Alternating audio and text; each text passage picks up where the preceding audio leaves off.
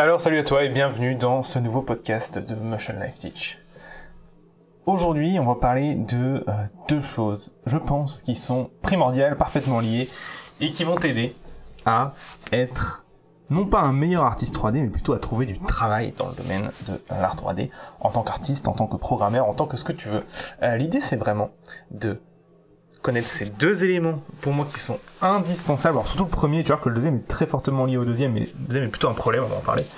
En tout cas, il faut bien les comprendre parce que c'est quelque chose qui est indispensable quand derrière tu veux trouver un travail. Ces deux éléments, c'est quoi? Ça s'appelle le marché, la loi ou les lois des marchés et la censure. C'est parti.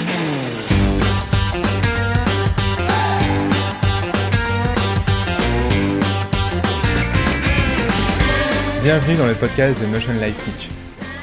Le podcast où on parle de 3D, d'animation, d'effets spéciaux, de films, de mindset, de logiciels, bref, tout ce qui se rapporte à l'animation 3D, les effets spéciaux ou l'image de synthèse.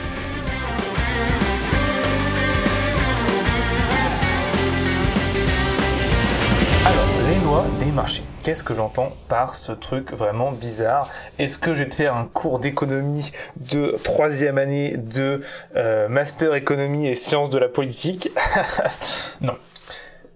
Par contre, je vais t'expliquer des bases fondamentales qui sont clairement, en fait, finalement, le fonctionnement de ce qu'est un marché. Un marché, c'est quoi? C'est simplement un endroit où tu as quelqu'un qui vend un truc. Et de l'autre côté, quelqu'un qui achète un truc. Et on va essayer de comprendre comment ça marche, en quoi c'est cohérent pour nous qui voulons devenir artistes 3D professionnels et être payés pour notre compétence d'artiste 3D professionnel, pardon, et en quoi le fait de comprendre les règles qui régissent un acheteur, un vendeur, c'est primordial pour toi tirer ton épingle du jeu. Je pense que la première question est relativement simple à comprendre, c'est que quand tu te mets sur le marché de l'art 3D, tu dis voilà, bonjour à tout le monde, je suis un artiste 3D, je fais tels travaux, voilà mon prix. En fait, dès que tu fais ça, tu te mets du coup dans la situation du vendeur, où en fait tu vends tes services. Et tu vas avoir des acheteurs qui vont en fait être tes employeurs ou tes clients, en fonction de si t'es freelance ou employé. Moi, finalement, la psychologie derrière est la même, qui vont te dire, ok, on te prend ou on ne prend pas. Donc, tu vois que finalement, c'est exactement la situation d'un acheteur ou d'un vendeur. Donc en fait, on va prendre cette situation acheteur-vendeur, on va expliquer du coup le concept général, et on va après derrière venir spécifier du coup comment ça s'applique à nous qui voulons devenir artistes 3D. Et après, on va parler de l'ascension dans tout ça. Ça te paraît peut-être un petit peu complètement à côté de la plaque, l'ascension, mais tu vas voir qu'en fait, ça a un impact énorme sur ce qu'on appelle la loi du libre marché. Et on va voir à quel point c'est quelque chose qui est, je pense, extrêmement négatif. Mais ça, on y revient. Alors, déjà, on a un acheteur et un vendeur. Comment ça fonctionne? Eh bien, si on part du principe que les deux acteurs, donc l'acheteur et le vendeur, sont des acteurs qui sont rationnels, on verra après que c'est pas le cas, mais partons de ce principe-là pour l'instant, eh bien, l'idée est simple.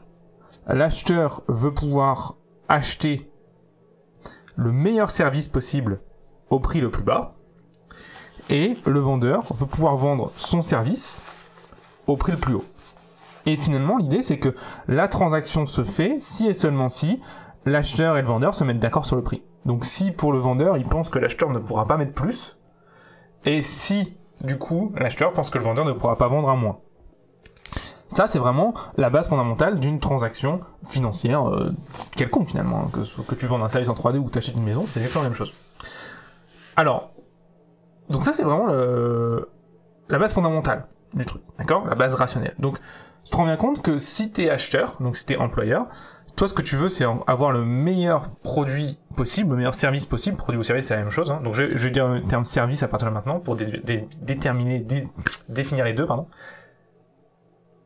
Au prix le plus bas, d'accord? Donc ce qui est intéressant, c'est que toi, du coup, si t'es un acteur rationnel toujours, la seule manière dont tu pourrais accepter de payer plus cher ton service, c'est si le service est effectivement de meilleure qualité, d'accord?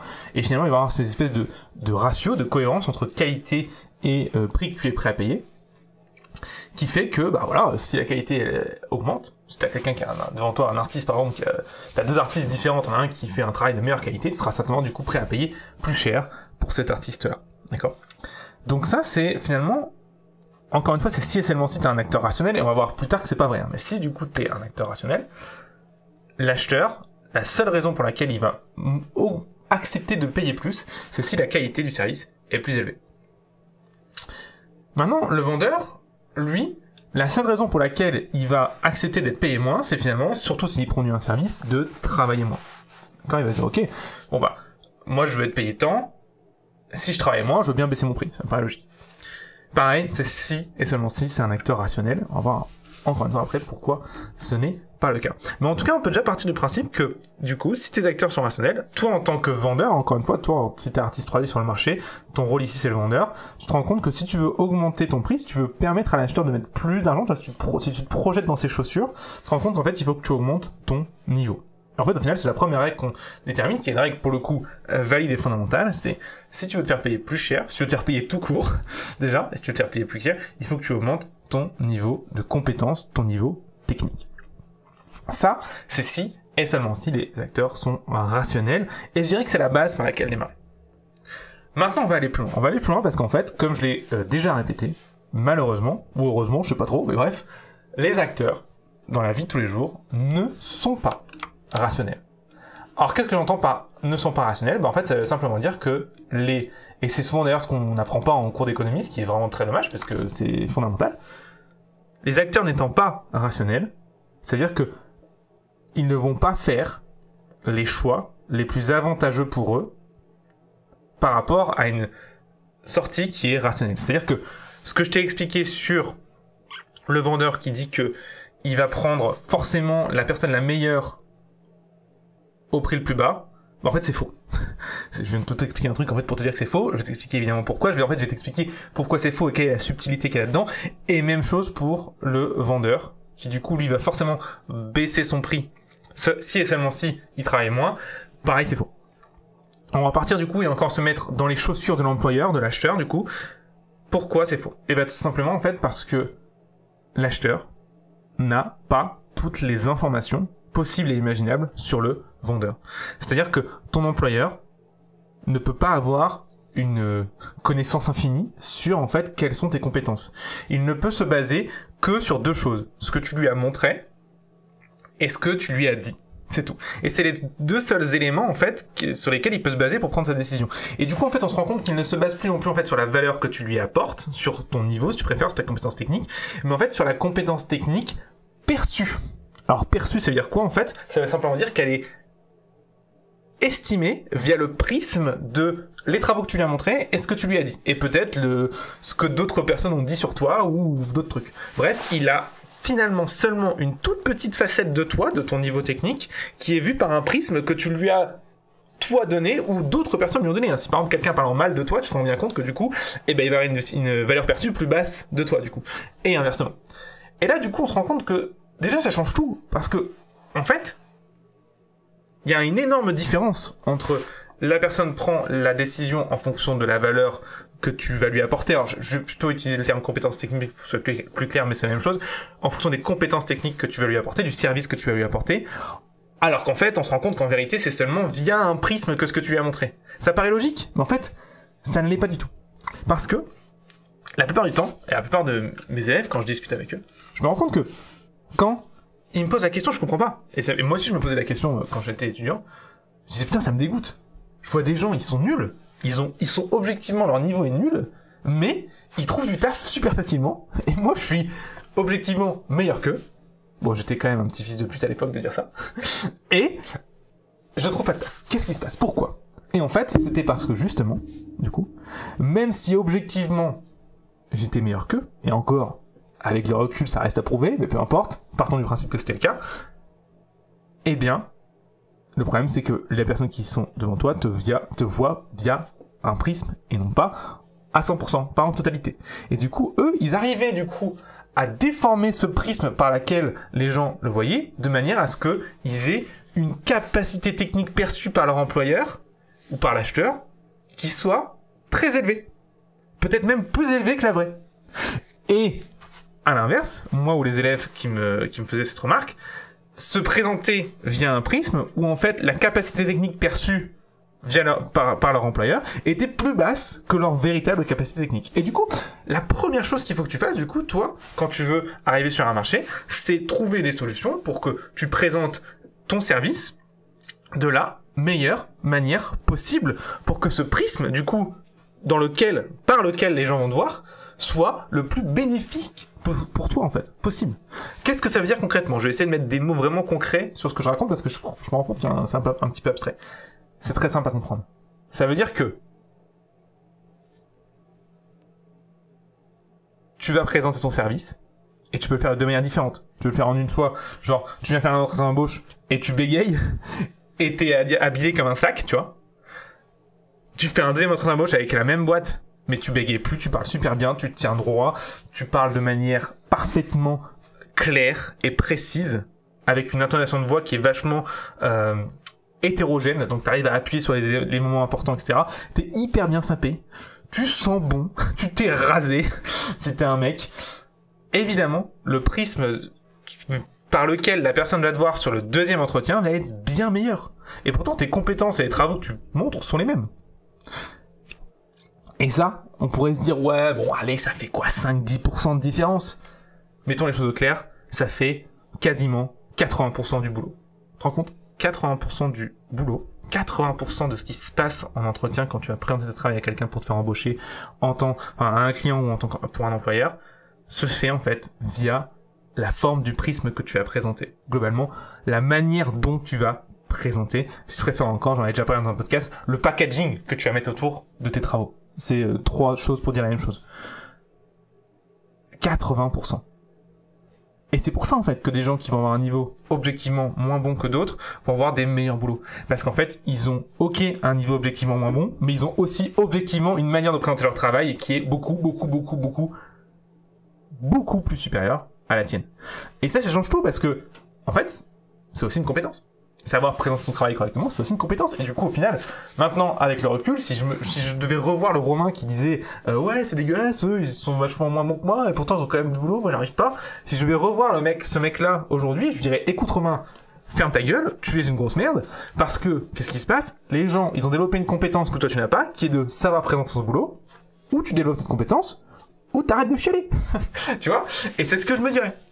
C'est ce que je me dirais parce que c'était exactement le problème. Et d'ailleurs, dès qu'on a commencé à développer cette compétence dans ma société qui est aujourd'hui Motion Live, et c'était à l'époque Motion Live Pictures, dès que j'ai travaillé sur la manière dont je présentais ce projet à des clients, j'ai pu, 1, trouver des clients, parce qu'au début j'en trouvais pas, et 2, avoir des clients avec des tarifs de plus en plus élevés, parce que justement je présentais de mieux en mieux mes travaux. Donc ça, c'est la première chose, c'est que, et c'est super important, c'est que, de manière rationnelle, l'acheteur ne va prendre et ne va augmenter son prix, le prix qu'il est prêt à payer, si et seulement si, il est sûr et certain, si et seulement si, la valeur que tu vas lui proposer est plus élevée. Mais, ce qui est encore plus important à comprendre, c'est que cet acteur n'est pas rationnel, et du coup, ne voyant pas ta vraie valeur, mais voyant seulement une partie via un prisme, ce prisme que d'ailleurs tu contrôles en grande partie, je dirais que tu contrôles 80% à peu près, parce qu'évidemment si quelqu'un va parler de toi en mauvais ou en bien, alors ça c'est des choses que tu contrôles pas forcément, qui vont avoir évidemment un impact sur ce prisme, mais tu contrôles quand même la manière dont tu viens, la manière dont tu parles, la manière dont tu te présentes, quelle est ta posture, etc., va avoir un impact énorme en fait, sur en fait la valeur que la personne aura l'impression d'avoir de toi, et du coup, le prix qu'elle est prête à payer. Mais ce n'est pas tout. Pour te dire à quel point ça va encore plus loin, le fait que les individus ne sont pas des individus rationnels, parce que le fait est que, premièrement, donc j'ai expliqué, l'individu n'a pas, du coup, une vision totale à 360 degrés, si tu préfères, de tes compétences. Non, il te voit seulement via un prisme très restreint que ce que tu lui permets de voir et ce que d'autres personnes ont pu dire à ton propos. Mais au-delà de ça, cette personne-là n'a pas non plus une omniscience totale et du coup ne connaît pas les prix de tout le marché. Dans le sens où elle ne connaît pas l'entièreté des tarifs de tous les gens qui font la même prestation que toi. Pourquoi? Parce que déjà, il y a très peu de gens qui font exactement la même prestation que toi. Il y en a beaucoup qui font des prestations qui sont similaires, mais exactement la même, très peu. Donc ça peut être potentiellement difficile à comparer. Mais au-delà de ça, évidemment, ça ne reste qu'un humain. Et en fait, il a aucune idée des 100 000 artistes 3D en France qui font ça. C'est pas possible. Ils peuvent pas connaître tous ces tarifs. Et du coup, c'est la deuxième chose. C'est qu'en fait, la personne, pour définir son tarif, plutôt que se mettre sur une base globale où elle va regarder les tarifs de tout le monde, faire une moyenne et se dire, voilà, moi je veux prendre le plus bas avec le meilleur niveau. Il peut pas faire ça, évidemment, de manière pratique, donc qu'est-ce qu'il fait? Il se fait une idée. Et cette idée, elle est biaisée par plein d'éléments. Et un des premiers éléments dans lequel il est biaisé, c'est lui, dans quel niveau dans quelle industrie plutôt, il travaille. Pourquoi? Parce que dans certaines industries, à cause de ce même biais et de ces mêmes effets, les tarifs pour les mêmes services vont être complètement différents. Par exemple, si tu travailles dans l'industrie de la grande surface, tu n'auras pas du tout les mêmes tarifs que si tu travailles dans l'industrie du luxe. Pourquoi? Parce que le fait est que quand tu travailles dans l'industrie du luxe, tes clients ont beaucoup plus d'argent que les clients qui sont en grande surface. Du coup, les clients qui ont beaucoup plus d'argent vont avoir tendance à avoir une capacité à payer beaucoup plus importante. Du coup, les prix vont artificiellement monter pour finalement matcher à ça. Et tout ça vient du fait, en fait, du contexte qui est autour et que du coup, tout le monde se dit, ah ben ça va plus cher, du coup ça va plus cher, etc. Et du coup, tu as un biais qui rend les prix plus élevés que s'ils étaient juste une moyenne complète pour le même service. Et l'industrie de la grande surface, par exemple, ça pourrait être l'inverse. Si tu travailles dans le milieu, par exemple, de l'association, ah bah là, on a un milieu où, du coup, on part du principe, comme c'est une association, ils ont pas d'argent, et comme ils ont pas d'argent, et ben les prix vont avoir tendance à être tirés vers le bas au maximum, pour la même raison. Donc tu te rends compte que, finalement, si tu veux, toi, augmenter tes prix en tant que vendeur, parce qu'encore une fois, dans ce rôle, dans ce jeu de rôle, t'es toujours le vendeur dans l'histoire, ce que tu dois faire, c'est travailler. Alors évidemment, ce que j'ai dit sur la partie du fait que les individus étaient rationnels, ça compte toujours. Il faut absolument que tes compétences soient le plus hautes que tu puisses gérer. Tu dois pouvoir créer les projets et réaliser des projets que tu montres à ton potentiel client ou employeur d'un niveau rationnel, objectif, le plus élevé possible. Mais une fois que tu avais ça, tu dois encore aller plus loin et travailler deux choses. Alors plutôt une chose en particulier, la manière dont tu présentes tes projets et dont tu te présentes toi, très important. J'en ai déjà parlé, je reviens pas dessus. Et la deuxième chose, le secteur dans lequel tu vas travailler. Et ouais.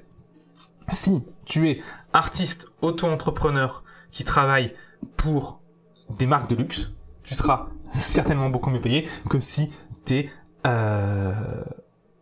le mec qui fait, j'en sais rien, moi, le prochain logo de Carrefour. Encore, tu vas me dire, si tu fais le logo de tous les Carrefour, tu vas être bien payé, je pense, mais plutôt, si tu fais la prochaine vidéo d'un magasin de Carrefour, je sais pas, moi, à Dunkerque, tu vois.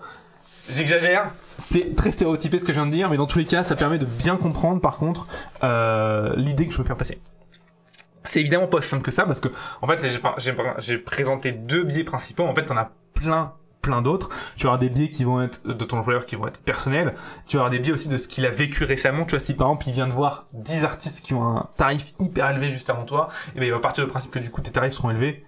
Et toi tu paries des tarifs un peu plus bas, qui sont dans la normale, et ben lui, d'ailleurs dans la normale c'est pas un dire, mais peu importe, il va dire, oh putain c'est bas, du coup je te prends, tu vois. C'est ça aussi, c'est que du coup tu ne sais pas, il y a plein de biais aussi que tu ne contrôles pas. Par contre là, du coup je t'ai proposé de jouer sur deux biais qui sont parfaitement contrôlables par toi, ou en tout cas en grande partie, et sur lesquels tu vas pouvoir travailler pour pouvoir monter tes tarifs avoir les tarifs les plus hauts possibles, et du coup pouvoir avoir une situation professionnelle la plus confortable et la plus intéressante possible pour toi. Ça, c'est la première chose, et c'est vraiment cette loi du marché que je voulais que tu comprennes aujourd'hui. Continuons sur cette loi du marché, et essayons de généraliser, de partir des règles les plus encore plus générales. Finalement, si on prend la partie la plus générale possible, si les acteurs étaient tous rationnels, l'élément qui prévaut le plus aujourd'hui sur le marché, c'est ta compétence. Plus, j'en ai déjà beaucoup parlé, plus tes compétences vont être élevées, et d'ailleurs c'est spécialement vrai dans notre domaine, on a de la chance pour ça. Plus tes compétences vont être élevées, plus tu vas pouvoir être payé cher, plus tu auras de facilité à trouver du travail. Au contraire, plus tes compétences sont basses par rapport... Alors c'est toujours, quand je dis élevé, c'est pas en manière absolue, c'est toujours relatif, c'est est-ce que tes compétences sont élevées par rapport au reste des artistes 3D qui sont sur le même marché que toi. C'est toujours pareil. Quand on parle de valeur en marché, c'est toujours par rapport aux autres acteurs du marché qui font la même chose que toi. C'est-à-dire que quand je dis tes compétences doivent être élevées, si tous les acteurs étaient rationnels, je vais y revenir, eh bien, ça veut dire que tes compétences doivent être plus élevées que la majorité du coup des acteurs, donc des vendeurs qui sont à la même place que toi, c'est-à-dire que des autres artistes 3D. Si tes compétences sont basses, c'est-à-dire qu'en fait t'as des compétences qui sont en dessous de la majorité des artistes 3D qui sont sur le même marché que toi. C'est ça que ça veut dire. Alors, ce qui est intéressant de se poser comme question, c'est que comme j'ai expliqué, ce n'est pas du coup entièrement vrai. La base est là, on maîtrise et on accentue la compétence pour pouvoir trouver un boulot aujourd'hui. En tout cas, c'est l'objectif. Mais on l'a vu, comme tous les acteurs ne sont pas, enfin aucun acteur n'est rationnel, hein, on est tous des êtres humains, on via l'émotion et on n'a pas une omniscience des données pour pouvoir prendre des décisions les plus rationnelles et les plus objectives possibles. Eh bien, on se base sur des biais pour prendre nos décisions et toi, tu peux pousser et prendre ces biais à ton avantage pour avoir une meilleure image de toi. Enfin, pour que les gens aient une meilleure image de toi et du coup qu'ils aient une valeur perçue la plus élevée possible et du coup, t'es plus facile de te faire embaucher et à un montant plus élevé. Et c'est là qu'intervient le deuxième point dont je voulais te parler aujourd'hui, qui est la censure. Comme je t'ai expliqué, le principe théorique de base, c'est de valoriser la compétence. Et je sais pas ce que t'en penses, mais moi je trouve que c'est quelque chose qui est très positif. Il n'y a rien de plus cohérent que d'avoir un salaire et du travail qui soit basé sur tes compétences et sur ce que tu as appris avant. Et que plus du coup tu apportes de compétences à la société pour qui tu travailles, plus tu apportes de choses qui ont de la valeur pour elle, plus tu sois payé. Ça a du sens, c'est logique, et je vois pas pourquoi on aimerait changer ça. Eh bien, justement, il est en train de se passer un truc depuis quelques années, maintenant. Notamment, ça a commencé beaucoup aux États-Unis, au Canada, mais c'est en train d'arriver en France, et enfin bref, maintenant c'est après partout. Ça, c'est encore, heureusement, une minorité. J'espère que ça le restera. Mais c'est quand même, je pense, important d'en parler pour se rendre compte, en fait, des mécanismes qui peuvent amener ce genre de situation. De quelle situation je parle? Eh ben, je parle de la censure. Pourquoi la censure, c'est vraiment un énorme problème par rapport à ce que je viens d'expliquer? Eh ben, simplement parce que quand tu commences à censurer des travaux, alors, censure, je parle de censure de travaux et je parle de censure aussi dans la parole, dans ce que tu peux dire, dans ce que tu peux pas dire. Eh ben, évidemment, en fait, ce que tu fais, indirectement, c'est de la manipulation de marché. En censurant certains concepts, certaines choses que tu peux dire et montrer, et en encourageant d'autres éléments, ce que tu fais évidemment c'est de la manipulation de marché parce que du coup tu vas avoir des choses qui vont être mieux vues, biaisées via cette censure, et des choses qui vont être moins bien vues, et surtout, et c'est là que c'est le plus important, sans pour autant que c'est une quelconque putain de raison à voir avec les compétences de l'individu qui te présente ses travaux. Et ça c'est un énorme problème, et malheureusement c'est de plus en plus vrai aujourd'hui. J'explique de ce dont je veux parler. Donc, le concept, la censure, c'est pas bien. Pourquoi? Parce que du coup, ça manipule le marché qui est censé être un marché ou de la compétence, où du coup, tu vas essayer d'avoir la meilleure compétence pour le prix le plus bas possible. Et c'est quelque chose qui est extrêmement sain, c'est la base de ce qu'on appelle le capitalisme moderne, et quand tu regardes dans les 100 dernières années, c'est absolument ce concept-là qui a permis à l'économie de s'autoréguler et d'avoir une richesse de plus en plus abondante par rapport à il y a 100 ans par exemple. Tu vois, c'est très facile de dire oui c'est la catastrophe aujourd'hui, il y a plein de pauvres, il y a plein d'inégalités, etc. Regarde comment on était il y a 100 ans et tu te rendras compte qu'en fait ça va, t'as pas trop à te plaindre. Et ben ça, comment on a fait pour passer de comment on a fait pour passer de, j'en sais rien moi, de l'année 500 à l'année 1500, où finalement il s'est quasiment rien passé en termes d'évolution, dans le sens où les gens en 500 et en 1500 étaient quasiment aussi pauvres, et pourquoi de l'année 1900 à l'année 2000, on a eu une explosion de richesse quand on fait la moyenne globalement. Pourquoi aujourd'hui on n'a jamais eu autant de gens, alors je dis aujourd'hui, je dirais il y a quelques années, parce que justement, c'est en train de prendre un tournant un peu particulier, et c'est justement, je pense, en grande partie par rapport à ce que je vais expliquer derrière, et en grande partie par rapport, à cause de la censure. Pourquoi, dans les 100 dernières années, on a eu autant de richesses abondantes, et on a eu autant de gens qui sont sortis de la pauvreté extrême? J'ai envie de regarder les graphiques, hein, c'est abusé à quel point on a sorti des gens de la faim et tout, enfin c'est un truc de ouf, parce que en fait, on s'est rendu compte que cette loi du marché libre, du capitalisme moderne, si tu réfères, c'est un petit peu la même chose, hein, la loi du marché libre, marche sa mère bien. Pourquoi ça marche sa mère bien? Parce qu'en fait, tu laisses la responsabilité à chaque individu de prendre sa décision. Et c'est une responsabilité qui est 100%. C'est-à-dire que l'acheteur a une responsabilité à 100% sur la personne qui choisit, et le vendeur a une responsabilité à 100% par rapport à l'acheteur qui achète. Et ça, c'est vraiment bien parce que du coup, tu n'as pas d'acteur extérieur qui vient influencer le tarif de vente ou la transaction, peu importe. Non, les deux sont équivalents en responsabilité, 100% de leur côté, donc ils sont chacun responsables, et ils sont du coup libres de leur choix, et du coup ils peuvent dire non, je veux pas, oui, je veux. Et ça, on s'est rendu compte que ça marche de ouf. Et il y a eu une expérience qui était très marrante, une histoire qui est très marrante. Alors je sais pas si c'est vrai cette histoire ou si c'est une légende, mais peu importe. C'était pendant la guerre froide où tu avais un ministre russe qui venait aux États-Unis. Je pense que c'est une histoire, je suis pas sûr que c'est vrai, à vérifier. Et qui va aux États-Unis et il fait putain mais bordel, comment vous faites les gars? Il y a un truc que je comprends pas. Alors donc t'as un autre ministre américain, il dit bah qu'est-ce qui se passe? Bah il dit vous avez plein de boulangeries là. Et je vois, ils ont tous des tarifs différents. Et pourtant, il n'y a pas de queue. Donc, 2 questions en fait en une.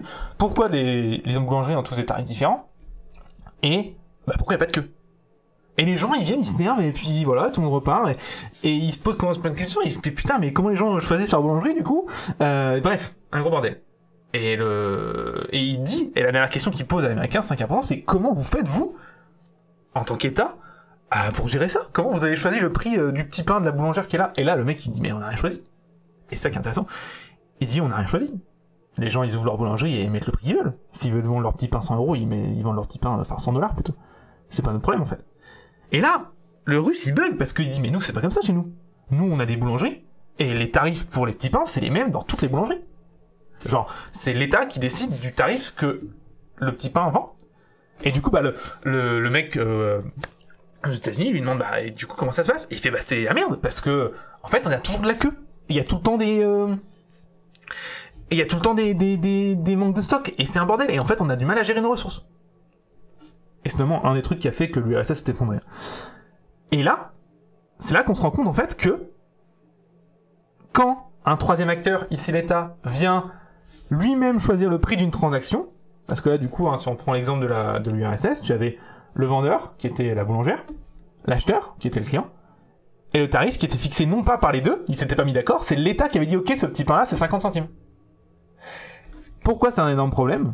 Parce qu'en fait, en faisant ça, l'État, ou le tiers acteur, ça marche pour tout, pense pouvoir gérer la complexité économique de millions de transactions qui se font par jour entre toute une population, en lui-même décidant des tarifs, des taxes, peu importe, tout ce que tu veux, et en faisant ça, on s'est rendu compte que ça ne marche pas. Pourquoi? Parce qu'en fait, pouvoir gérer la complexité de millions de transactions par jour, c'est impossible. C'est extrêmement difficile.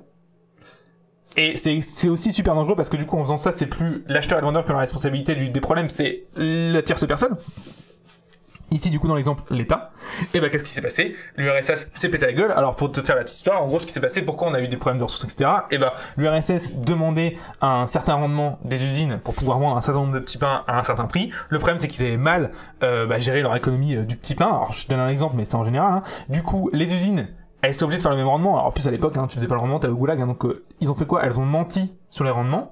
Et du coup, en fait, on s'est rendu compte pendant des dizaines et des dizaines d'années que les ressources n'étaient pas celles, les ressources qu'on croyait avoir, n'étaient pas celles qui étaient là réellement. Et c'est pour ça qu'il y avait, au fur et à mesure, en fait, ils se rendent compte, en fait, tout est vide. On n'a plus de graines, on n'a plus rien. Comment on fait du pain, tu vois?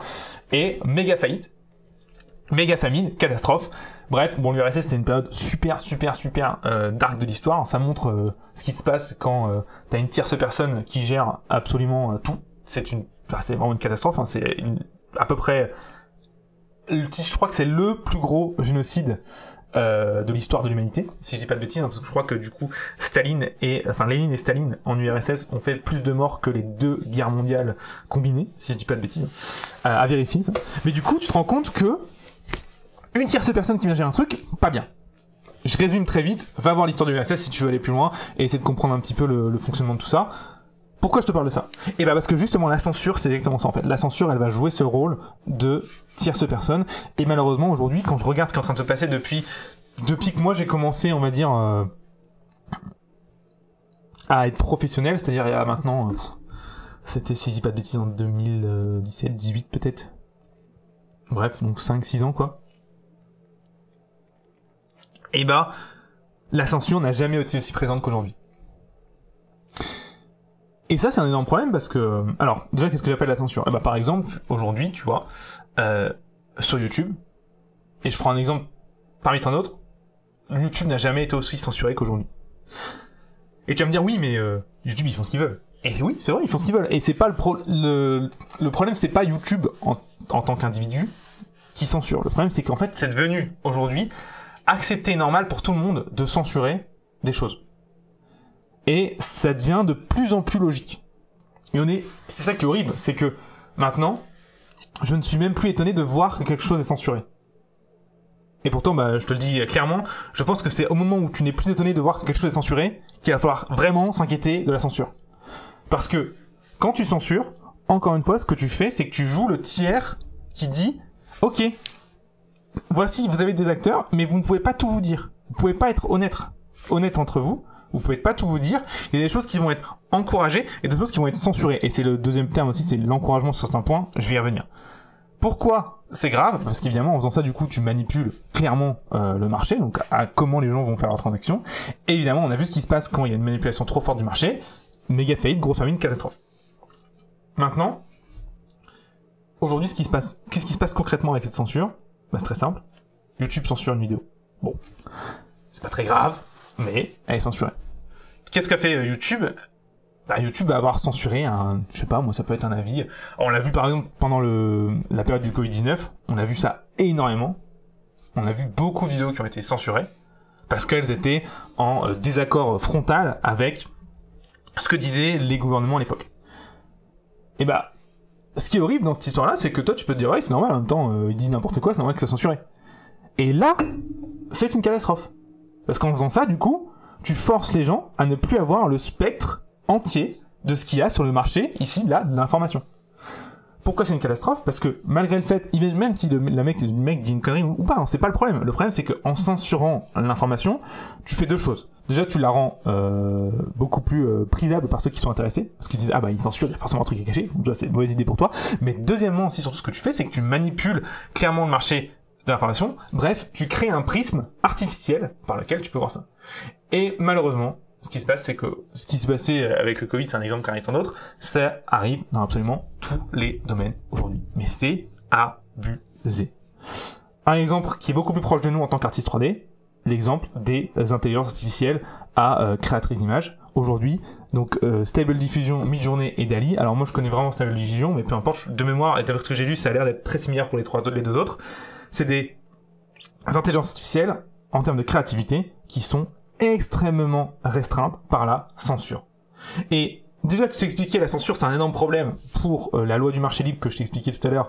Mais en plus de ça, en tant qu'artiste, c'est aussi ta créativité, tu vois. C'est très très grave de pas pouvoir exprimer ta créativité comme tu le souhaites en tant qu'artiste, parce que t'es censuré. Je veux dire, en tant qu'humanité, tu vois, ça fait des milliers d'années qu'on se bat là-dessus, et pourtant, quand tu regardes ces trois intelligences artificielles, j'ai jamais vu des outils aussi censurés de ma vie. Et ça, c'est un énorme problème parce que, je prends l'exemple, après je vais aussi t'expliquer pourquoi ces outils sont censurés et pourquoi c'est pas si simple que ça, mais je prends l'exemple de Midjourney, tu es censuré, tu peux pas faire de gore. Genre, si tu utilises le terme blood par exemple, ou sang, ou peu importe, censuré. Interdit. Tu peux pas faire de sexe, de images érotiques. Censuré. Interdit. Et là, il y en a pas qui diraient, bah oui, mais c'est normal. Mais non, c'est pas normal. C'est pas normal de pas pouvoir exprimer ce que tu souhaites en art, en fait. C'est une catastrophe. Je prends un tableau qui est hyper connu qui s'appelle Le Monde, tu vois, ou L'Origine du Monde, je crois que c'est ça. Et en gros, c'est une meuf à poil, quoi. Et ce tableau, genre, il est exposé dans tous les musées. Enfin, c'est un truc hyper connu. C'est vraiment une œuvre d'art majeure de l'humanité. Tout le monde en parle. Enfin, bon, je me souviens même nous, on l'avait étudié en français ou peu importe. Ce tableau-là, si tu voulais créer le même type d'œuvre sur Midjourney, tu ne peux pas. Excuse-moi, c'est clairement de la censure et c'est un énorme problème. C'est un énorme problème de pas pouvoir faire de l'érotisme et en fait, au-delà de ça, du nu. Quand tu es un artiste, en fait, ça n'a aucun sens quand on y pense.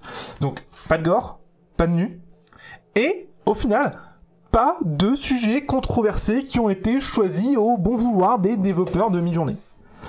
Je vais t'expliquer après pourquoi, la vraie raison derrière tout ça, et encore une fois, ça explique pourquoi c'est une situation qui est tout à fait évidente, tu vois, parce qu'on peut dire, ils sont cons, ils ont qu'à tout laisser ouvert et puis on s'en branle. Non, c'est pas si simple. Je vais expliquer après juste pourquoi. Mais par contre, je vais devoir expliquer pourquoi c'est un énorme problème, parce que là, du coup, en faisant ça, j'en ai déjà expliqué, j'en ai déjà parlé beaucoup, des outils comme Midjourney vont être des outils qui vont devenir de plus en plus majeurs pour les artistes à venir. Si tous ces secteurs sont censurés dans cet outil-là, évidemment ces secteurs-là ne seront plus présents dans les œuvres des artistes, et du coup tu viens de manipuler le marché, de censurer le marché, en plus d'avoir restreint excessivement la créativité humaine. Et ça, c'est une catastrophe. C'est une catastrophe parce que en faisant ça, du coup, bah t'as des artistes qui t'as une grosse gamme d'artistes. Imaginons, toi, ton domaine, c'est justement l'érotisme ou le gore ou tout autre. Et bah ces artistes-là se retrouvent carrément mis de côté sur le marché. Donc déjà, là, t'as à peu près la plus grosse discrimination que tu pourras avoir, qui n'est justement pas sur la compétence. Première chose, je vais en parler après des discriminations et c'est très intéressant aussi. Donc ça, voilà, catastrophe. Enfin, c'est une énorme manipulation de marché et c'est pas bon du tout. Et au-delà de ça,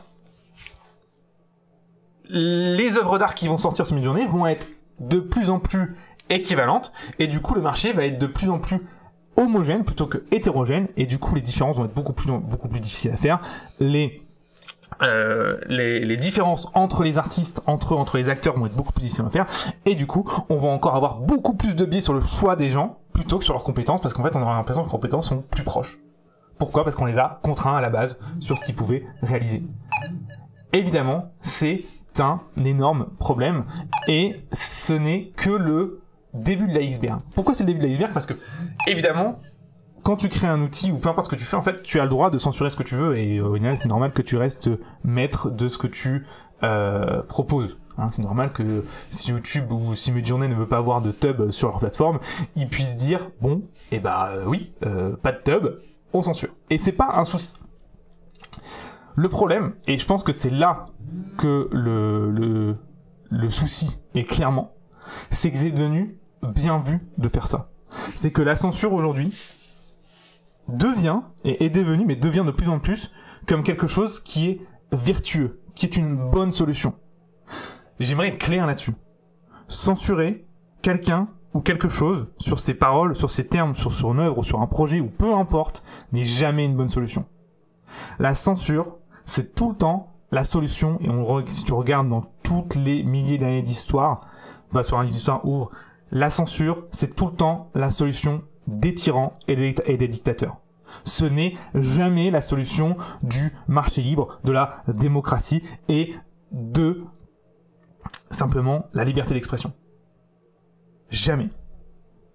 Et c'est un énorme problème, et je trouve ça relativement inquiétant qu'aujourd'hui ce soit non seulement accepté, mais même encouragé de censurer des choses. Peu importe le sujet. Évidemment, il y a des bémols à mettre là-dessus. Évidemment, par exemple, ce serait quelque chose de très particulier, par exemple, de pouvoir autoriser la pédopornographie sur Midjourney, tu vois. Évidemment, tu vas te dire, mais où est-ce qu'on dessine la ligne ? Je ne sais pas. C'est pour ça que je trouve que c'est un sujet très difficile. Et c'est aussi, j'ai pas encore expliqué d'ailleurs pourquoi sur des outils comme Midjourney, c'est encore plus compliqué que ça. Mais, au-delà de ça, la censure, peu importe ce que tu censures, ne devrait jamais être vue comme quelque chose de bien. Et ça, c'est le problème, c'est qu'aujourd'hui, quand tu censures, on est tous contents. Ah, aujourd'hui, on va censurer le langage violent. Ah ouais, cool, il y aura moins de haine sur Internet, etc. Hop, censuré. Ah, et puis aujourd'hui, on va censurer le langage qui pourrait être perçu comme heurtant les émotions des gens. Ah ouais, super, comme ça les gens vont être plus contents, il y aura moins de haine sur Internet. Bande de fils de pute. En faisant ça, vous êtes vraiment en train de pousser le vice très très loin. Genre déjà, comment tu définis le langage violent ? Qui définit le langage violent ? Est-ce que t'as pas l'impression que tu ouvres la porte à des putains d'abus de monstres en fait là ? Genre, de qui... Et les personnes qui décident de qui est un langage violent, est-ce qu'ils ont pas un pouvoir qui est extrême sur ce que les gens ont le droit de dire ? Spoiler, si. Carrément. Et en plus de ça, le fait de dire que tout ça c'est bien vu, c'est bien. Est-ce que c'est pas une catastrophe pour la démocratie au sens large d'encourager la censure de propos de personnes ou de projets ou d'expressions artistiques ? Spoiler, si, c'est catastrophique. Et pourtant, aujourd'hui, c'est devenu plus qu'accepté, c'est devenu encouragé de censurer les gens, en général. Revenons à Midjourney et expliquons pourquoi, justement, le problème de Midjourney n'est pas un problème aussi simple que ça. Midjourney étant une base d'intelligence artificielle qui s'entraîne sur des images, sur sa librairie d'assets en fait, et sur toutes les images qu'elle a labellisées pour pouvoir créer des nouvelles images, elle s'entraîne aussi sur les images qui sont créées par l'utilisateur et que les utilisateurs ont validées. Alors je sais pas si t'as déjà un petit peu utilisé Midjourney, mais quand tu crées une image, tu peux valider l'image si elle correspond à ce que tu voulais ou ne pas la valider si elle correspond pas à ce que tu voulais. En fait, Midjourney utilise ces feedbacks pour savoir comment s'améliorer sur les prochaines versions. Et ça, c'est un énorme problème parce que en sachant que du coup, comme Midjourney apprend du coup de ses utilisateurs, si elle était en mode no limit sans aucune censure, et ben qu'est-ce qu'on fait quand on a une intelligence comme ça, artificielle comme ça en tant qu'humain?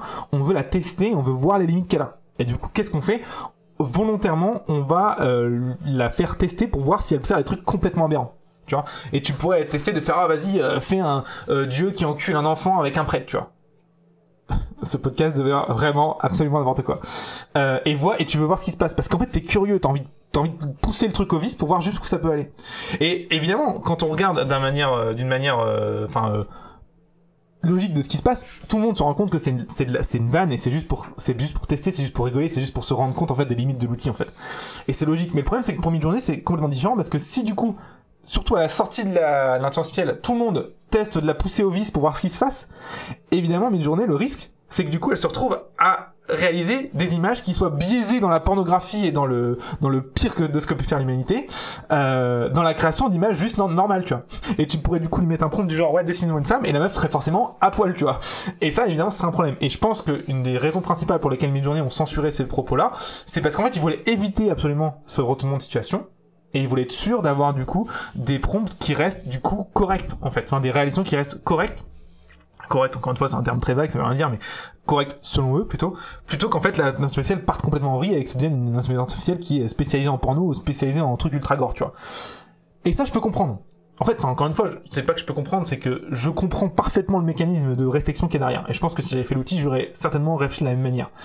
Mais, encore une fois, moi, ce qui me dérange, c'est pas ça, ce qui me dérange, c'est que ce soit félicité. Alors que, pourtant, on devrait dire, ok, je comprends, maintenant, quelles sont les solutions qu'on peut venir mettre en place pour doucement essayer d'élargir ces problèmes de censure.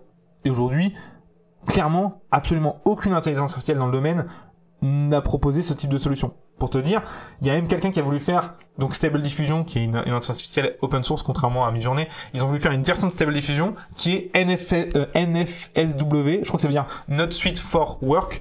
Et en gros, ça veut dire que c'est globalement quelque chose qui est beaucoup moins censuré que Stable Diffusion normale. Donc j'imagine que derrière c'était dans l'idée de pouvoir faire des images érotisme, des images gore, etc. Et tu vois, ce genre de projet, moi c'est le genre de projet que je trouve ça super bien parce que c'est des gens qui vont essayer de chercher une solution au problème de la censure. Et ben ce projet a été annulé et censuré dès sa proposition. Et ça c'est un énorme problème. Pourquoi un projet fait par des personnes qui veulent simplement améliorer un outil existant et qu'en plus c'est pas comme s'ils avaient dit on détruit Stable Diffusion, on fait une autre, c'est non, on fait une copie, on propose, parce qu'il est open source, donc faire une copie d'un projet open source, ça pas de problème avec ça, et on propose du coup une nouvelle version pour ceux qui sont intéressés, gratuite, de quelque chose qui est du coup moins censuré, avec moins de limites. Et le projet a été censuré dans la semaine. Viré des... Alors je crois qu'ils avaient fait un financement participatif, etc. Viré de toutes les plateformes, bref. Voilà, c'est exactement ce que je veux dire. Ça, c'est une catastrophe. Ça, c'est carrément c'est plus que de la manipulation de marché. C'est carrément de la censure pure et dure sur des idées qui, soi-disant, dérangent. Et pour moi, ça, c'est un énorme problème. Ça, c'est un énorme problème parce que c'est, comme j'expliquais, quelque chose qui est pratiqué par des tyrans et des dictateurs, pas par une démocratie. Et pour l'instant, aujourd'hui, c'est clairement quelque chose qui est encouragé. Donc ça, c'est l'exemple de l'intelligence artificielle et des outils qu'on utilise. Maintenant, je vais revenir sur le marché du travail, de ce qui se passe aujourd'hui en Europe aux États-Unis. Aujourd'hui, on a... alors, j'ai déjà commencé par définir le terme discrimination, parce que c'est ce dont on va parler dans ce qui suit. La discrimination, c'est quoi ? Bah, c'est le fait de choisir quelqu'un parmi des potentiels candidats. D'accord ? Donc c'est pas compliqué. Finalement, quand tu engages quelqu'un, tu discrimines du coup toutes les autres personnes. D'accord ? Donc ça, c'est le premier truc, c'est que déjà, on a tendance déjà à mettre dans le bac du négatif le mot discrimination. Alors qu'en fait, de base, le mot discrimination, il est neutre. C'est juste, tu enlèves ceux qui t'intéressent pas. Ce qui est dangereux, ce qu'il faut faire plutôt, et on l'a vu en début de podcast, c'est de discriminer les gens seulement ou le plus possible sur leurs compétences. Pourquoi ? Parce que c'est honnêtement le meilleur résultat que tu peux avoir toi en tant qu'employeur et le meilleur résultat que peut avoir la personne qui se présente. Si la personne qui se présente est la meilleure en termes de compétences, c'est logique qu'elle soit prise pour le poste, comme ça parce qu'elle va pouvoir aider de la meilleure manière possible l'entreprise. Ça paraît logique et je pense que tout le monde est d'accord avec ça. C'est logique de prendre les gens par rapport à leurs compétences. Donc qu'est-ce que tu fais ?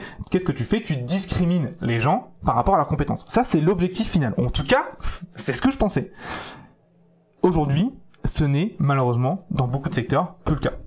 Aujourd'hui, on ne discrimine plus les gens seulement sur leurs compétences. Et c'est un énorme problème.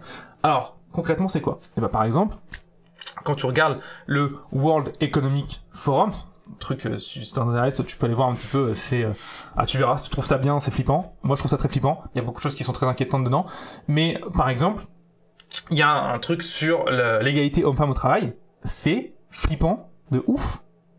Parce que leur conclusion, c'est, simplement, tu devrais avoir des quotas de femmes et d'hommes au boulot. Donc, qu'est-ce que ça veut dire ? Ça va avoir simplement, dans un secteur donné, un certain pourcentage de femmes, un certain pourcentage d'hommes qui travaillent sur une même entreprise ou sur un secteur. C'est catastrophique parce que en faisant ça, justement, tu discrimines du coup non plus les gens seulement sur leurs compétences, mais tu discrimines les gens sur leurs compétences et sur leur sexe. Mais c'est absolument ce que tu peux pas faire en fait. Il faut vraiment je comprends pas comment on peut être attardé mental au point de trouver des solutions comme ça. Parce que, donc évidemment, tu t'en doutes, hein, c'est discriminer du coup sur le sexe pour qu'il y ait plus de femmes qui sont embauchées, parce que bizarrement, c'est jamais l'inverse. Bon, ça c'est autre chose. J'y reviendrai. Mais le problème, c'est qu'en faisant ça, tu fais deux choses. Le premier truc que tu dis aux gens, c'est que maintenant, du coup, tu n'es plus engagé seulement sur ce que tu sais faire et ce que tu as appris, mais tu es engagé sur ce que tu sais faire, ce que tu as appris, et sur ton sexe. Première chose. Évidemment, quand tu mets un quota minimum de femmes au travail, c'est exactement ce que tu fais. Et du coup, tu pourrais dire, oui, mais c'est pas grave, parce que justement, nous, ce qu'on veut, c'est rendre service à ce peuple opprimé qu'est la femme. Déjà, on va passer sur le fait que tout ce que je viens de dire sur la fin était complètement what the fuck et faux, mais peu importe. Partons du principe que c'est vrai. Et en faisant ça, tu rends service à absolument personne, parce que la femme qui va être engagée, au lieu que les autres de l'entreprise pensent qu'elles sont engagées pour ses compétences, évidemment, les gens vont penser qu'elle est engagée pour son sexe. On va faire, mais putain, mais en même temps, c'est dégueulasse, c'est une femme. Bref, en faisant ça, tu ne rends service à absolument personne, et tu ne fais que aggraver la situation, rendre la situation moins bonne pour tout le monde, par justification d'une espèce de vertu morale de merde qui tient même pas la route. C'est exactement ce que j'ai expliqué sur la censure. Ça s'appelle de la manipulation de marché. Et là, c'est en fait, on va encourager certains comportements ou certaines discriminations qui ne sont pas la discrimination de compétences. On va encourager certains biais, du coup, dans la loi du marché des acteurs. Et évidemment, du coup, le problème, c'est qu'on a un système où si t'as 3 acteurs ou 4 acteurs qui ont des compétences distinctes, ce n'est pas forcément l'acteur avec les meilleures compétences qui sera payé le meilleur. On a déjà vu que c'était déjà pas le cas aujourd'hui, mais en gros, là, on est en train d'aggraver ce problème. Et encore, c'était pas le cas avant, mais au moins, les éléments sur lesquels tu pouvais influencer, c'était des éléments qui étaient en rapport avec toi. Sur les éléments sur lesquels tu avais le contrôle. La même tu te présentes, le prisme par lequel tu exprimes tes travaux, etc. C'est des éléments, en principe, que tu contrôles. Il y a le seul truc que tu contrôles pas, c'est si des gens ont parlé sur toi en bien ou en mal. Mais là, du coup, tu te retrouves avec une autre variable que tu ne contrôles pas, c'est le quota. Est-ce que du coup, l'entreprise dans laquelle je suis, en plus, tu connais souvent pas ces quotas. Est-ce qu'elle a le plus de femmes ou d'hommes ? Bon, spoiler, elle a souvent plus de femmes, mais peu importe. Et là, du coup, c'est un énorme problème, parce que du coup, évidemment, toi, tu te retrouves déjà avec une variable que tu connais pas, mais qui va en plus influencer grandement si tu vas être pris ou pas. Et dans un monde où la compétence prime pour avoir le meilleur résultat, c'est absolument ce que tu ne veux pas faire. Parce que pour la personne qui n'est pas embauchée, pour elle, c'est injuste, et du coup, ça la dégoûte, et elle va certainement arrêter de faire ce métier. Pour la personne qui est embauchée et qui n'a pas les bonnes compétences, ou qui a des compétences moins bonnes, pour l'entreprise, c'est une catastrophe, puisqu'au final, elle se retrouve à payer quelqu'un plus cher, qui a des compétences moins élevées. Donc, on se retrouve à créer moins de valeur avec plus de richesse, ce qui est exactement ce que tu veux pas faire, du coup. Et en plus de ça, tu crées un espèce de sentiment de frustration et de haine dans toute la culture d'entreprise, parce que tu as un sentiment de injustice qui est clairement justifié, mais elle a été embauchée parce que c'est une femme. Encore une fois, je prends l'exemple du sexe, mais ça marche avec absolument n'importe quel quota que tu pourrais faire. N'importe quel quota que tu pourrais faire qui n'est pas sur la compétence, mais du coup, par définition, la compétence n'est pas un quota, la compétence c'est juste, tu prends le meilleur que tu trouves, par définition, tu vas créer ce genre de problème. Et malheureusement, ce genre de comportements aujourd'hui, qui sont en fait finalement très proches, je trouve, du comportement de la censure, sont encouragés un maximum aujourd'hui et de plus en plus encouragés. C'est, je trouve, quelque chose qui est dramatique et c'est une direction qui pour moi est une très mauvaise direction qu'on est en train de doucement suivre. Alors, comme toujours, le problème c'est que c'est très facile de critiquer et de pouvoir dire ce qui va et ce qui va pas quand t'es assis dans ta chambre à faire ton malin, tu vois. Mais en fait, la vraie question qu'il faut se poser, c'est qu'est-ce que je peux faire moi à mon échelle pour pouvoir éviter ça. C'est très, je pense, simple. C'est en fait le souci qui se passe aujourd'hui. Je pense qu'il y a beaucoup de gens qui se rendent compte de ça, ou en tout cas une partie, et qui ne disent juste rien parce qu'ils disent ouais bon bah c'est pas grave. Je pense qu'en fait le truc c'est de ne pas faire ça. Le truc c'est de ne pas accepter, de ne plus accepter que des gens soient discriminés sur autre chose que leurs compétences quand ils cherchent un boulot. Et ça c'est un énorme problème. Tu ne peux plus... Enfin, et le truc c'est qu'en plus tu vas même pas le savoir, tu vois, mais par exemple, ce qui est abusé, tu vois, si par exemple je prends le site de ma banque, tu vois, le site de ma banque, ils font partie d'un truc qui s'appelle ECSG, je sais pas quoi, c'est un machin qui est partenaire avec le World Economic Forum, et ils sont dans leur fierté en fait d'être une entreprise qui engage une grosse partie de ce qu'ils appellent minorité sociale. Alors je te le mets dans minorité sociale, en fait c'est tout sauf un homme blanc. Donc voilà, t'as la femme, toutes les ethnies possibles et imaginables, tous les genres possibles et imaginables, peu importe ce que ça veut dire, et l'homme blanc par contre il est pas dedans. Et du coup, bah, en fait, et c'est ça qui est encore plus grave, c'est que du coup, ils expliquent que dans le formulaire pour pouvoir être embauché sur leur site internet, que tu remplis, la première question, c'est ton sexe, ton ethnie. Et là, t'es en mode, mais pourquoi t'as besoin de ça pour pouvoir prendre une décision sur des compétences de travail? Là, il y a un truc que je comprends pas là. Pourquoi t'as besoin de connaître le sexe de la personne et son ethnie? C'est quoi le truc en fait là? Je comprends pas. Et c'est les premières questions. Et évidemment qu'on comprend, c'est parce qu'en fait, les gens, du coup, en fonction de leur sexe et leur ethnie, sont discriminés de ouf. Et c'est un énorme problème. Et le problème, c'est qu'aujourd'hui, c'est ça, en fait, qui est dangereux, c'est que il y a encore même pas 5-10 ans, tu vois, les quotas, tout le monde enfin, je me souviens qu'il y a beaucoup de gens qui disaient, mais les quotas, c'est vraiment de la merde, c'est n'importe quoi. Et aujourd'hui, c'est devenu des choses qui sont acceptées, c'est devenu, même plus qu'accepté, c'est devenu valorisé de censurer les gens. C'est devenu valorisé de mettre en valeur l'opprimé.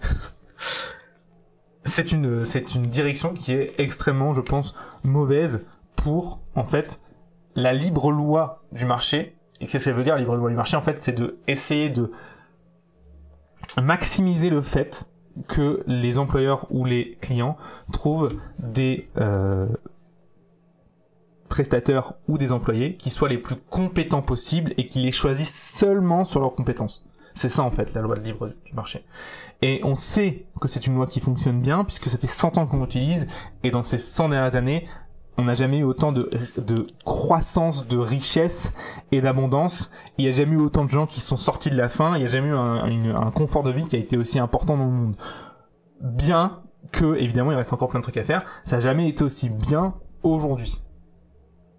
En faisant et en ayant cette mentalité de excuse-moi, mais de fils de pute, de faire à l'inverse et de venir dire non, moi je prends pas les gens sur leurs compétences, mais je prends lui parce que il est arabe, lui parce qu'il est noir et elle parce que c'est une femme.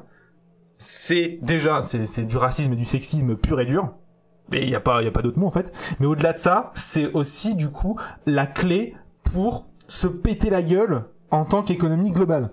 Puisque si tu prends un secteur en particulier et que tu te retrouves avec des gens qui sont frustrés parce qu'ils ont les compétences mais qui sont pas pris parce que j'en sais rien, ils font pas partie du bon groupe ethnique ou du bon sexe, tu vois, et ben ils vont arrêter de faire ça, ils vont sortir du secteur et ils se retrouvent avec des sociétés qui se retrouvent avec des gens qui sont incompétents parce que justement ils ont été obligés ou parce que volontairement ils ont prise, notamment parce qu'ils se sont basés sur sur d'autres critères que les compétences pour les embaucher.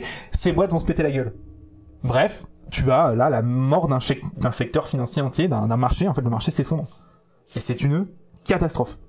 Et pourtant, c'est ce qu'on fait. C'est ce qu'on est en train de faire. Et c'est, personnellement, moi, des choses qui m'inquiètent. J'apprécie beaucoup le milieu de l'art numérique et de tout ce qui, en fait, est développement, etc. Donc, tout ce qui va être artiste 3D, art numérique, etc. Pourquoi? Parce qu'en fait, on se basait vraiment seulement sur les compétences pour prendre les gens, parce qu'en fait, on avait carrément oublié le diplôme et on prenait les gens sur des démo-reels. On prend les gens sur des showreels. Je dis on prenait, mais on les prend encore. Hein. Sur des showreels, sur des démo-reels, etc. Et c'était trop bien parce que c'était vraiment l'apogée de ça. C'était l'apogée de on prend les gens seulement sur les compétences. On donne la chance à absolument tout le monde. On a une égalité d'opportunités qui est, je vais pas dire quasi parfaite, mais qui est vraiment bonne et meilleure que dans d'autres domaines. trop bien les gars, vous êtes bons, c'est exactement ce qu'il faut. En tant qu'entreprise, vous voulez avoir le maximum de candidats potentiels avec des compétences les plus élevées possibles. Donc pour ça, il faut réduire au maximum la porte d'entrée. Et toi, en tant que candidat, tu n'as besoin d'avoir aucune contrainte financière ou ethnique ou peu importe tout ce que tu veux. Tu n'as juste à créer un showreel pour montrer tes compétences et être embauché. C'est génial. Aujourd'hui, malheureusement, je suis en train de me rendre compte que c'est en train de doucement shifter. Alors, d'expérience, je trouve que ça a pas encore beaucoup touché notre domaine. Donc le domaine de l'artiste 3D, en tout cas pas en France. J'ai un peu du mal à voir ce qui se passe dans les autres pays. Je suis pas encore devin et c'est très difficile de réagir à chaud parce que c'est des choses qui bougent en ce moment très vite. J'ai pas l'impression en tout cas que c'est un impact énorme sur le domaine aujourd'hui par rapport à ce que je vois, ce qui se passe dans les élèves de l'école, etc. Mais il y a clairement un shift qui est en train de se passer dans d'autres secteurs. Et moi, mon inquiétude, c'est que ça vienne manger en fait le secteur aussi de l'art numérique et du divertissement en général. Par exemple, tu vois, quand je vois She-Hulk, donc la série de Marvel là, qui est sortie, et qu'ils ont fièrement posté que c'était une série qui avait été faite que par des femmes, du début à la fin, ça, c'est le genre de truc qui m'inquiète réellement. Ça veut dire que du coup, ils ont engagé les gens, et que le fait que la personne soit une femme, c'était un critère qui était là, non pas juste encouragé, mais qui était carrément discriminatoire à 100% pour être engagé. Puisque du coup, ils ont fait exprès de prendre que des femmes pour faire une série. C'est un truc qui m'inquiète énormément, je trouve ça catastrophique. Pour les hommes qui n'ont pas été pris pour ce type de projet, par exemple, et pour les femmes qui ont été embauchées. Dans les deux cas, c'est catastrophique.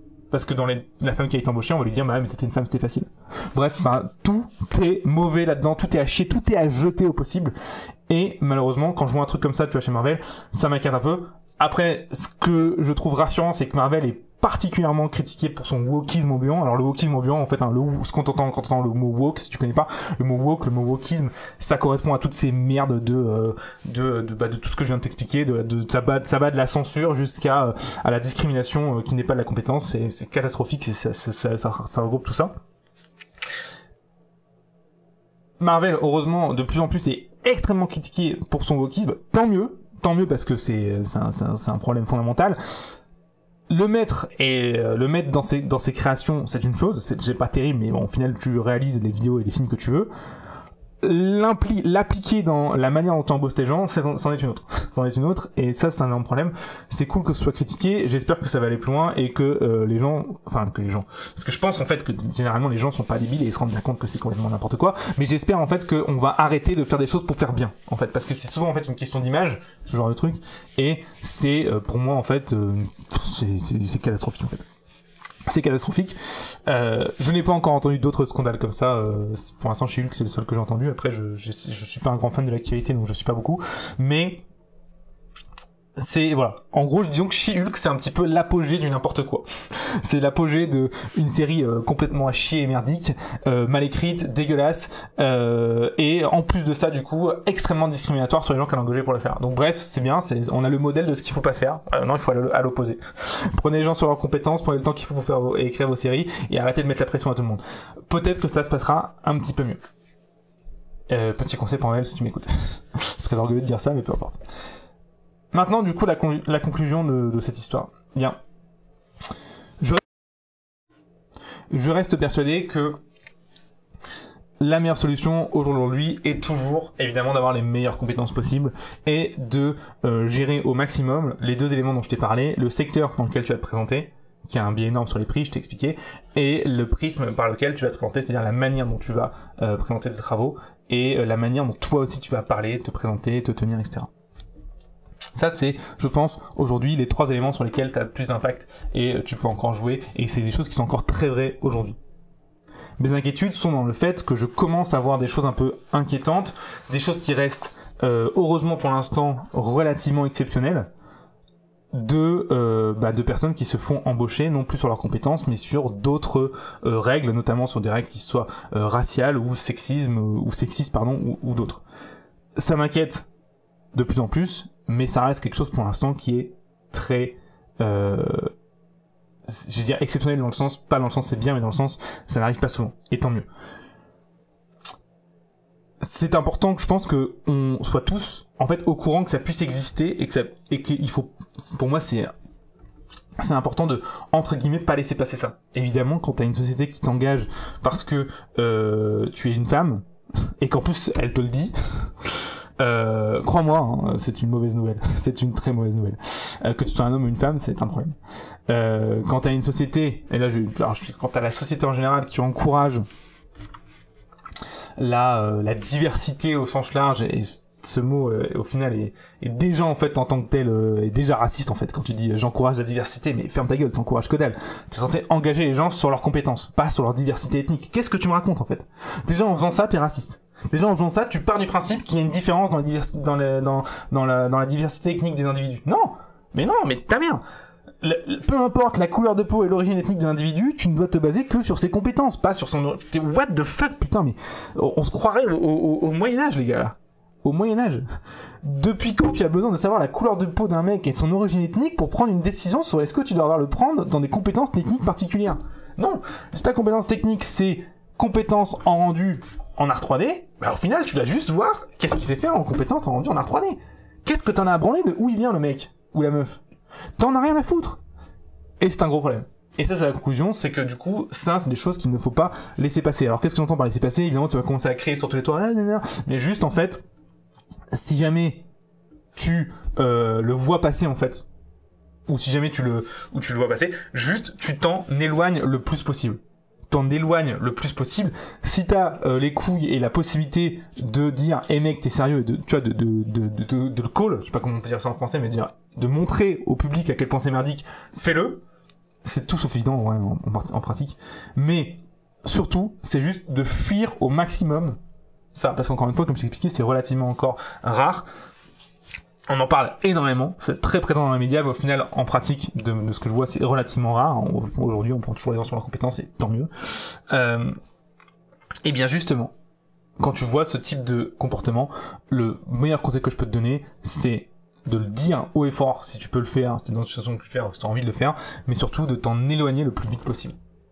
Donc par exemple, si t'es une femme et que t'as su que t'avais été embauché justement parce qu'il manquait de femmes dans l'entreprise, je m'inquiéterais à ta place. Parce que ça ne te rend pas service du tout non plus. Au contraire, ça crée une frustration et une injustice pesante et permanente dans toute l'équipe qui va en plus se répercuter sur toi alors que toi t'y es pour rien.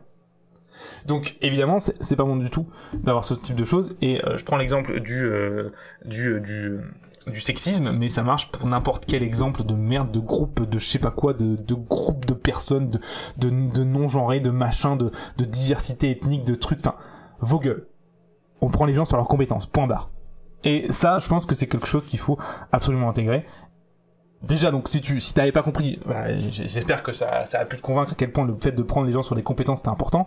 Mais au-delà de ça, et seulement sur leurs compétences, mais au-delà de ça, du coup, et si t'avais compris mais que tu savais pas comment réagir, bah, voilà. Moi, mon conseil, c'est juste de fuir au maximum ce type d'éléments-là. Si t'as des gens dans ton entourage qui sont comme ça, mon conseil, clairement, c'est de couper les ponts. Parce qu'en fait, on se rend pas compte à quel point c'est une idéologie qui est insidieuse et malsaine. Parce qu'en fait, on se rend pas compte à quel point ça peut aller vite, mais par exemple, tu pourrais te retrouver imaginons, on va tirer ce scénario de segmentation par groupe ethnique et par groupe de sexe, on le pousse dans 100 ans à l'extrême, on pourrait se retrouver tout à fait avec une situation acceptable où tu aurais des ratios de nourriture en fonction de ta couleur de la peau et de ton sexe. Ça paraîtrait tout à fait cohérent. Ah oui, vous êtes une femme, madame, oui, bah, du coup, comme vous êtes opprimé dans la société, bon bah c'est normal qu'on vous fasse payer votre nourriture 80% moins cher que si c'était un homme qui l'achetait. Voilà. C'est absolument une forme de rationnement, et un rationnement qui est absolument injuste, je vais pas dire inégal, mais plutôt injuste, et en fait, ça pourrait tout à fait être accepté dans une société d'ici 10 ans si on continue sur cette direction-là. Et je sais pas toi, mais moi, une situation dans laquelle, en fonction de ton sexe et de ton origine ethnique, tu payes pas le même prix tes courses, ça ressemble beaucoup à une société qui n'est plus une démocratie, où tu n'as plus ta liberté d'expression, et relativement tyrannique. Pour plus sérieusement, un truc comme ça, hein, ça serait excessivement inquiétant. Et pourtant, je suis persuadé qu'en disant ça, certaines personnes ne seraient même pas trop contre l'idée et pourrait peut-être même se dire oh bah ouais attends c'est normal, les femmes elles gagnent 20% de moins en moyenne en France, alors c'est normal qu'elles payent seulement 80% le prix de leur course. Fils de pute. Tu te rends pas compte à quel point cette idée et le fait de juste la dire en fait, à quel point c'est dangereux. À quel point c'est dangereux ce type d'idée. C'est absolument n'importe quoi. C'est foncièrement injuste et c'est la solution pour foutre la société actuelle 10 pieds sous terre. C'est vraiment ridiculement débile. Ça prouve à quel point tu n'as pas poussé le sujet du début à la fin, que tu ne comprends pas ce que ça veut dire d'être dans une économie en fait, juste simplement d'avoir un système d'acheteurs et de vendeurs, et c'est à peu près la pire des manipulations de marché que tu peux faire. Je vais pas rentrer dans le sujet, il y a plein de gens qui l'ont déjà parlé avant moi, à quel point le fait de réfléchir comme ça, en fait, de réfléchir en tant qu'égalité de résultats, c'est-à-dire que tu prends toute la population et tu te dis voilà, tu prends un exemple, tu te dis voilà, bon bah, on prend toute la population et on dit bon bah, en fonction des différents groupes ethniques et des sexes des personnes, c'est logique, puisqu'il n'y a pas de discrimination dans notre système, que chacun soit payé en moyenne le même prix, le même tarif. C'est-à-dire, c'est logique que par exemple, toutes les femmes devraient être payées le même salaire que tous les hommes. Et c'est logique que toutes les personnes d'origine africaine soient payées le même salaire que tous les hommes d'origine asiatique, tu vois, ou etc., etc. Et là, déjà, en faisant ça, c'est extrêmement dangereux parce que, du coup, comment tu sais en combien de groupes ethniques tu peux différencier les gens? Genre, par exemple, une femme et quelqu'un de non-genré. C'est le même groupe ethnique ou pas? Et quelqu'un qui est d'origine d'Afrique du Sud et quelqu'un qui est d'origine Afrique centrale. Est-ce que c'est le même groupe ethnique ou est-ce que c'est séparé? Donc déjà, première chose, comment tu fais pour différencier tes groupes ethniques? Ça paraît simple, c'est extrêmement compliqué. Il n'y a pas de solution en fait, parce que tu peux diviser en fait le groupe jusqu'à finalement l'individu tout seul en fait. Donc bon, déjà premièrement, rien que ça c'est niqué en fait comme principe, mais peu importe. Partons de ce principe-là. Ok. Donc par exemple, si tu prends, alors j'ai pas le chiffre en tête de l'année 2023, mais je crois que c'était 2017 ou 2015. Tu prends du coup le salaire moyen des femmes en France et le salaire moyen des hommes en France, et tu te rends compte que le salaire moyen des femmes en France, il est 20 ou 23% je crois inférieur à celui des hommes en moyenne. Et là tu te dis putain, c'est une injustice complète. Il faut absolument que les femmes soient du coup payées tous le montant de plus. Donc je sais pas, ça doit être, je sais pas, les pourcentages c'est un peu chelou parce qu'il y a des produits en croix, mais ce serait peut-être 30% de plus pour arriver tous au même montant que les hommes. Et là, tu te rends pas compte, mais en fait en faisant ça, tu viens de créer une situation qui est foncièrement injuste. Parce que tu t'es pas posé 30 secondes la question de savoir est-ce que les femmes et les hommes faisaient les mêmes métiers déjà. Et c'est relativement simple de se rendre compte que bah non en fait. Les femmes et les hommes ne font pas les mêmes métiers. Là, t'as plus de femmes en infirmière et t'as plus d'hommes dans le bâtiment, par exemple. Et du coup, l'autre question de se poser, c'est est-ce que du coup, il y a les mêmes fonds et les mêmes flux financiers dans des secteurs comme l'hospitalier et le bâtiment? Et spoiler, bah non plus. Et comme du coup, il n'y a pas les mêmes flux financiers, bah du coup, c'est logique que les individus qui travaillent dans tel ou tel secteur soient pas payés de la même manière. Ça paraît juste logique. Et en fait, le fait est que, bah, si tu prends là l'exemple pour le coup du salaire des femmes et des hommes, il y a plein d'autres facteurs qui rentrent en compte, mais un des facteurs qui rentre en compte, c'est le fait que si tu prends les secteurs en particulier, bah, beaucoup de femmes travaillent dans le secteur de l'humain, et le secteur de l'humain ayant beaucoup moins de flux financiers et de ressources, paye moins bien, et du coup, bah, factuellement, les femmes sont moins payées que les hommes qui, par exemple, vont travailler dans le secteur du bâtiment, ou de l'industrie, ou de la technologie, etc., qui sont des secteurs qui payent mieux parce qu'il y a plus de flux financiers, il y a plus d'investissements, il y a plein d'autres trucs, il y a plein de facteurs extérieurs qui font que c'est des secteurs qui payent mieux. Et du coup, bah, si tu prends la moyenne, et bah, du coup, les hommes sont mieux payés. Mais du coup, ça veut pas dire que il faut que les femmes, faut augmenter le salaire des femmes. C'est pas ça que ça veut dire. Ça veut simplement dire, ça prouve simplement dire qu'il y a des secteurs qui sont plus ou moins attractifs économiquement que d'autres. Est-ce que c'est un problème ou pas? Ça dépend. Ça dépend de beaucoup de choses et c'est très compliqué à dire. Par exemple, si tu prends le secteur hospitalier, est-ce que c'est un problème que dans le secteur hospitalier, il n'y ait pas assez de flux financiers? Oui, je pense. Évidemment, je pense que c'est important qu'il y ait beaucoup de flux financiers dans le secteur hospitalier parce que c'est la santé, c'est un truc important, je pense. Maintenant, est-ce que c'est un problème facile à résoudre? Absolument pas. Mais vraiment, absolument pas. Donc ça c'est le premier chose. Et c'est pas en poussant les salaires de 20% que ça va résoudre le problème. Parce que déjà, juste tu dis ok, ah mais on a qu'à pousser les salaires, fils de pute, comment tu trouves tes sous en fait?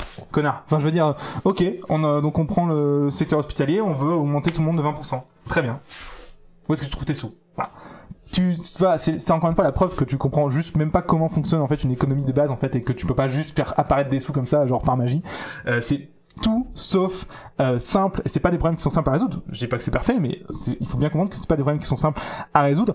Et ce que je vais expliquer surtout, c'est que l'égalité de résultats, n'est jamais une bonne solution. Ce que je te propose plutôt, c'est d'aller chercher une égalité d'opportunité. Et c'est quoi une égalité d'opportunité? C'est de permettre à n'importe qui, peu importe son sexe, son origine ethnique et n'importe lequel des caractéristiques physiques ou mentales qu'il pourrait avoir, d'avoir les mêmes opportunités de travail. Et ça veut dire quoi? Eh ben, ça veut simplement dire engager les gens seulement sur leurs compétences. En fait, c'est ça, j'en reviens au même point. Engager les gens seulement sur leurs compétences. Voilà, c'est la conclusion de ce podcast qui était relativement intense. Dis-moi ce que tu en penses en commentaire. Dis-moi si tu penses que pour toi, ce que je dis est une hérésie et qu'il faudrait acclamer la censure et absolument encourager l'égalité de résultats. Et du coup, dans ce cas-là, retour en URSS et c'est la fête. Au contraire, si t'es d'accord avec moi et si tu penses que ce qui se passe est relativement inquiétant, même si ça reste encore une fois relativement rare dans la pratique, ça qui est un peu bizarre, c'est que ça fait énormément de bruit, on en parle énormément de ce genre de truc, mais qu'en fait, dans la pratique, quand tu regardes au jour le jour ce qui se passe, moi ce que je regarde dans l'industrie au jour le jour, en fait, c'est pas ce qui se passe en fait. Il y a des idéologies qui commencent à mûrir qui sont pas hyper intelligentes, mais moi ce que je vois, ce qui se passe dans l'industrie en tout cas encore aujourd'hui de la 3D, c'est que les gens sont toujours pris aujourd'hui majoritairement sur leurs compétences et qu'au final du coup en pratique c'est pas encore inquiétant. Maintenant, en sachant ça, c'est quand même bien, c'est mieux de prévenir que de guérir. Parce qu'en fait je pense que quand tu feras guérir ça par contre ça va être un autre délire. Donc qu'est-ce que t'en penses? Est-ce que tu penses que c'est une bonne chose? Est-ce que tu penses que c'est une bonne chose? Est-ce que tu mets avec moi? Est-ce que t'as l'impression que aujourd'hui on est encore tous engagés seulement sur leurs compétences, ou au contraire est-ce qu'il y a la discrimination sexisme et raciale? Dis-moi ce que t'en penses et ce que tu proposes. Est-ce que tu penses que les quotas c'est une mauvaise idée ou une bonne idée? Est-ce que tu as des avis en particulier là-dessus? Je serais très intéressé de savoir ça. Je sais que c'est des sujets qui ont tendance un petit peu à irriter les gens. Donc tu peux évidemment donner le fond de ta pensée, peu importe qu'il est, tout en restant cordial. Mais dans tous les cas, peu importe le commentaire, comme je te l'ai expliqué, je suis contre à la censure à 100%. Je ne censurerai évidemment rien, sauf si c'est spécifiquement des commentaires qui n'ont absolument rien à voir avec le sujet, donc ce que je viens de dire. Donc pour moi, ça n'a rien à voir en dessous de ce podcast. Ok ? J'espère que ça t'a plu. Si tu veux aller un petit peu plus loin, si tu veux faire de la 3D, si tu veux justement apprendre de meilleures compétences en 3D et aller un petit peu plus loin, eh bah, tu peux aller faire un tour sur le site de teach.motion-live.com et commencer une petite formation. Alors, je crois que c'est /première image, la formation. /première-6 image pour faire une petite formation gratuite de 6 jours pour apprendre des compétences de base fondamentales pour faire de la 3D, pour juste... Alors, c'est même pas les bases fondamentales pour être professionnel, hein. C'est les bases fondamentales pour juste espérer un jour pouvoir être professionnel.